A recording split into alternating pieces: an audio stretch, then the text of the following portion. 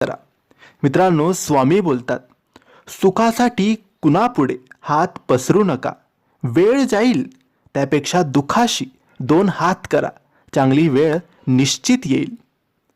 माझा हा निवांत क्षण नसून तुझ्या कर्मावर मी नजर ठेवून आहे. वर्तमानात असताना नामात राहा. तू स्वतः निस्वार्थ कर्माचा रोप लाव. कोणाच्या आशेवर मदतीवर अवलंबून राहू नकोस, कारण त्या रोपावर येणाऱ्या फळावर अधिकार फक्त तुझाच असेल. मितभाषी असतो सदा सुखी, व्यर्थ बोलेल तो होईल दुखी. पण समर्थ नाम रोज स्मरावे, त्यास कधी न विसरावे. मनुष्य जन्म मिळतो एकदा, स्वामी नामात आनंद सर्वदा. कोणाला आपले करायचे तर हृदयात करा, केवळ मुखाने नाही. कोणावर राग व्यक्त करायचा असेल तर मुखाने करा, हृदयाने नाही.